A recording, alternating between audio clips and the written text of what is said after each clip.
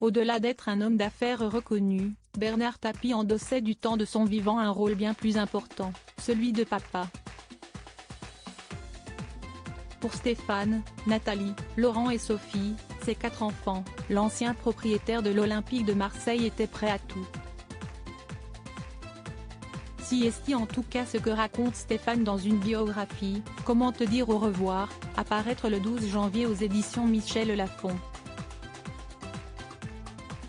Dans les pages de cet ouvrage intime et personnel, Stéphane Tapie raconte les derniers mois de la vie de son père, certains de ses secrets et le dévouement qu'il avait envers les gens qu'il aimait.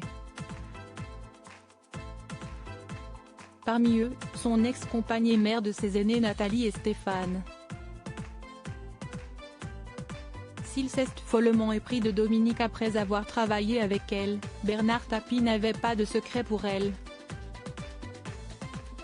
Une condition était non négociable concernant son ex, être voisin de son ex Michel Leyec.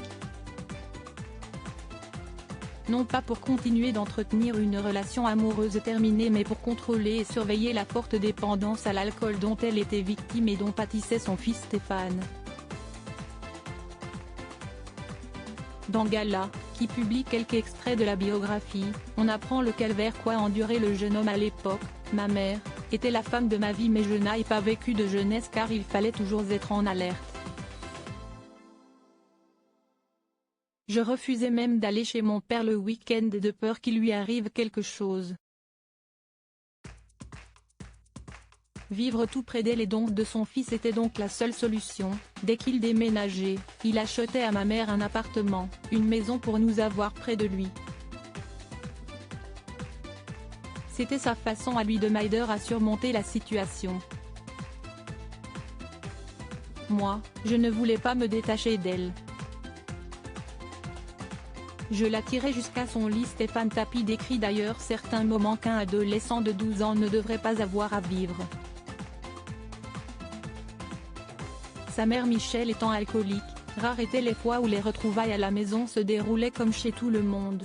Quand je découvrais ma mère en très mauvais état, je l'empoignais tant bien que mal et je l'attirais jusqu'à son lit. Je me murais dans le silence comme dans un blockhaus. J'y ai laissé une grande partie de mon équilibre et seuls mes enfants ont réussi à me reconstruire. Un dénouement heureux possible grâce à la vigilance de Bernard Tapie, patriarche au grand cœur,